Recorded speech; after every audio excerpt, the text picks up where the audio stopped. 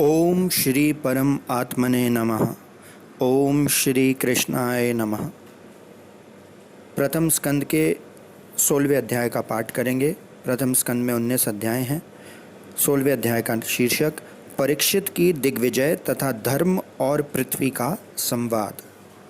सूत जी कहते हैं, शौनक जी, पांडवों के महाप्रयाण के पश्चात भगवान के परम भक्त राजा परीक्षित श्रेष्ठ ब्राह्मणों की शिक्षा के अनुसार पृथ्वी का शासन करने लगे। उनके जन्म के समय ज्योतिषों ने उनके संबंध में जो कुछ कहा था, वास्तव में वे सभी महान गुण उनमें विद्यमान थे। उन्होंने उत्तर की पुत्री इरावती से विवाह किया। उससे उन्होंने जन्मेजय आदि 4 पुत्र उत्पन्न किए तथा कृपाचार्य को आचार्य बनाकर उन्होंने गंगा के तट पर 3 अश्वमेध यज्ञ किए, जिनमें ब्राह्मणों को पुष्कल दक्षिणा दी गई। उन यज्ञों में देवताओं ने प्रत्यक्ष रूप से प्रकट होकर अपना भाग ग्रहण किया था। एक बार दिग्विजय करते समय उन्होंने देखा कि शूद्र के रूप में कलयुग राजा का वेश धारण करके एक गाय और बैल के जोड़े को ठोकरों से मार रहा है। तब उन्होंने उसे बलपूर्वक पकड़कर दंड दिया। शौनक जी ने पूछा, महाभाग्यवान सूत जी, दिग्विजय के समय महाराज परीक्षित ने कलयुग को दंड देकर ही क्यों छोड़ दिया, मार क्यों नहीं डाला? क्योंकि राजा का वेश धारण करने पर भी था तो वह अधम शूद्र ही, जिसने गाय को लात से मारा था। यदि यह प्रसंग भगवान श्री कृष्ण की लीला से अथवा उनके चरण कमलों के मकरंद रस का पान करने वाले रसिक महानुभावों से संबंध रखता हो तो अवश्य कहिए। दूसरी व्यर्थ की बातों से क्या लाभ, उससे तो आयु व्यर्थ नष्ट होती है। प्यारे सूत जी, जो लोग चाहते तो हैं मोक्ष, परंतु अल्प आयु होने के कारण मृत्यु से ग्रस्त हो रहे हैं, उनके कल्याण के लिए भगवान यम का आवाहन करके उन्हें यहाँ शामित्र कर्म से नियुक्त कर दिया गया है। जब तक यमराज यहाँ इस कर्म में नियुक्त हैं, तब तक किसी की मृत्यु नहीं होगी। मृत्यु से ग्रस्त मनुष्य लोक के जीव भी भगवान की सुधा तुल्य लीला कथा का पान कर सकें। इसलिए महर्षियों ने भगवान यम को यहाँ बुलाया है। एक तो थोड़ी आयु और दूसरे कम समझ। ऐसी अवस्था में संसार के मंद भाग्य विषयी पुरुषों की आयु व्यर्थ ही बीती जा रही है। नींद में रात और व्यर्थ के कामों में दिन। सूत जी ने कहा, जिस समय राजा परीक्षित कुरुजांगल देश में सम्राट के रूप में निवास कर रहे थे, उस समय उन्होंने सुना कि मेरी सेना द्वारा सुरक्षित साम्राज्य में कलयुग का प्रवेश हो गया है।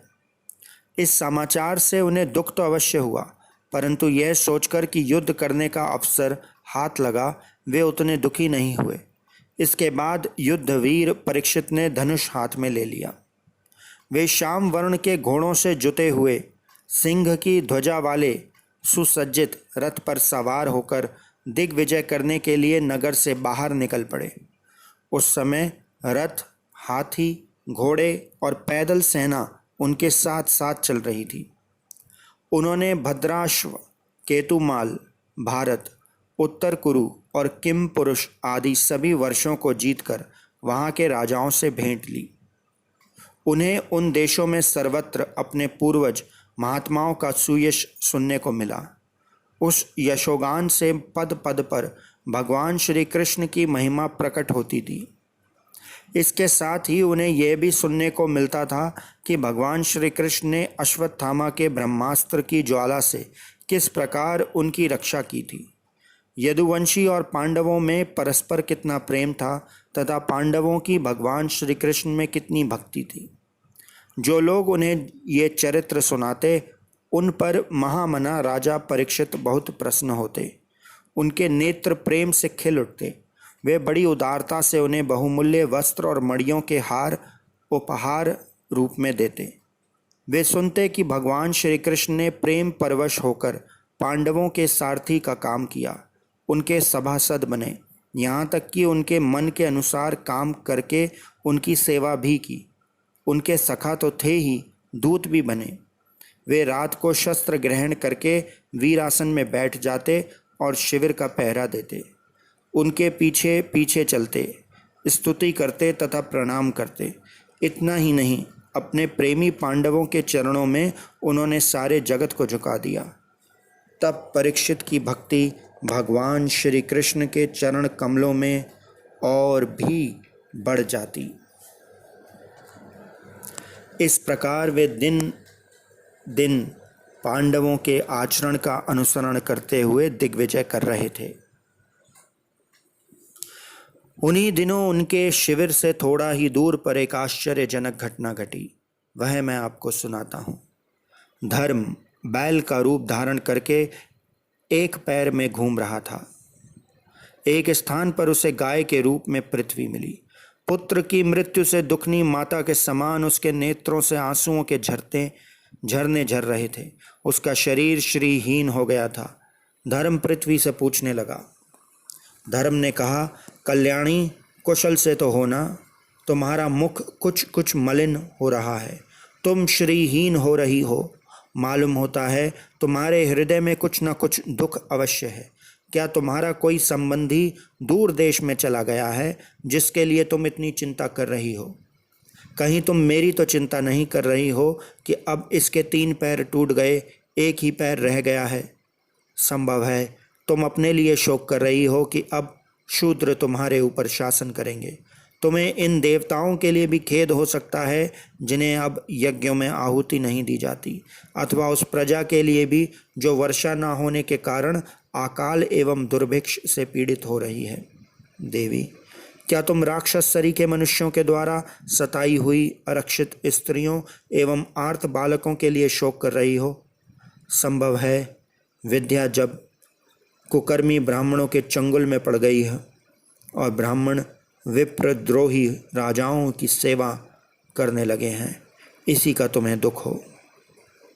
आज के नाम मात्र के राजा तो 16 आने कलयुगी हो गए हैं। उन्होंने बड़े बड़े देशों को भी उजाड़ डाला है। क्या तुम उन राजाओं या देशों के लिए शोक कर रही हो? आज की जनता खान पान, वस्त्र, स्नान और स्त्री सहवास आदि में शास्त्रीय नियमों का पालन ना करके स्वेच्छाचार कर रही है। क्या इसके लिए तुम दुखी हो? माँ पृथ्वी, अब समझ में आया। हो न हो तुम्हें भगवान श्री कृष्ण की याद आ रही होगी, क्योंकि उन्होंने तुम्हारा भार उतारने के लिए ही अवतार लिया था और ऐसी लीलाएं की थीं जो मोक्ष का भी अवलंबन है। अब उनके लीला संवरण कर लेने पर उनके परित्याग से तुम दुखी हो रही हो। देवी, तुम तो धन रत्नों की खान हो। तुम अपने कलेश का कारण, जिससे तुम इतनी दुर्बल हो गई हो, मुझे बतलाओ। मालूम होता है बड़े बड़े बलवानों को भी हरा देने वाले काल ने देवताओं के द्वारा वंदनीय तुम्हारा सौभाग्य को छीन लिया है। पृथ्वी ने कहा, धर्म, तुम मुझसे जो कुछ पूछ रहे हो वह सब स्वयं जानते हो।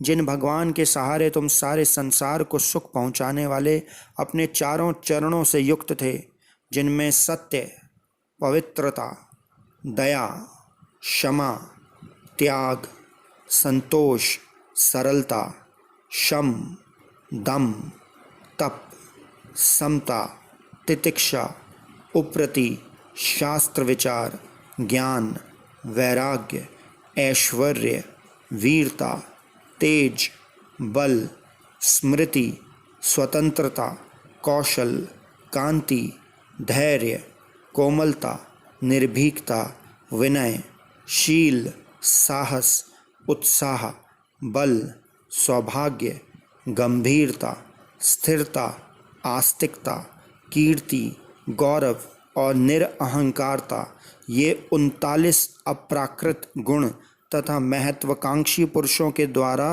वांछनीय शरणागत वत्सला आदि और भी बहुत से महान गुण उनकी सेवा करने के लिए नित्य निरंतर निवास करते हैं, एक क्षण के लिए भी उनसे अलग नहीं होते। उन्हीं समस्त गुणों के आश्चर्य सौंदर्य धाम भगवान श्री कृष्ण ने इस समय इस लोक में अपनी लीला संवरण कर ली और ये संसार पाप में कलयुग की कुदृष्टि का शिकार हो गया। यही देखकर मुझे बड़ा शोक हो रहा है। अपने लिए देवताओं में श्रेष्ठ तुम्हारे लिए देवता, पितर, ऋषि, साधु और समस्त वर्णों तथा आश्रमों के मनुष्यों के लिए मैं शोकग्रस्त हो रही हूँ। जिनका कृपा कटाक्ष प्राप्त करने के लिए ब्रह्मा आदि देवता भगवान के शरणागत होकर बहुत दिनों तक तपस्या करते रहे, वही लक्ष्मी जी अपने निवास स्थान कमल वन का परित्याग करके बड़े प्रेम से जिनके चरण कमलों की सुभग छत्र छाया का सेवन करती हैं, उन्हीं भगवान के कमल, वज्र, अंकुश, ध्वजा आदि चिन्हों से युक्त श्री चरणों से विभूषित होने के कारण मुझे महान वैभव प्राप्त हुआ था और मेरी तीनों लोकों से बढ़कर शोभा हुई थी। परंतु मेरे सौभाग्य का अब अंत हो गया। भगवान ने मुझ अभागिनी को छोड़ दिया। मालूम होता है कि मुझे अपने सौभाग्य पर गर्व हो गया था, इसलिए उन्होंने मुझे यह दंड दिया। तुम अपने 3 चरणों के कम हो जाने से मन ही मन कुढ़ रहे थे, अतः अपने पुरुषार्थ से तुम्हें अपने ही अंदर पुनः सब अंगों से पूर्ण एवं स्वस्थ कर देने के लिए वे अत्यंत रमणीय श्याम सुंदर विग्रह से यदुवंश में प्रकट हुए और मेरे बड़े भारी भार को, जो असुरवंशी राजाओं की सैकड़ों अक्षोहिणियों के रूप में था, नष्ट कर डाला, क्योंकि वे परम स्वतंत्र थे, जिन्होंने अपनी प्रेम भरी चितवन, मनोहर मुस्कान और मीठी मीठी बातों से सत्यभामा आदि मधुमयी माननियों के मान के साथ धीरज को भी छीन लिया था और जिनके चरण कमलों के स्पर्श से मैं निरंतर आनंद से पुलकित रहती थी, उन पुरुषोत्तम भगवान श्री कृष्ण का विरह भला कौन सह सकती है।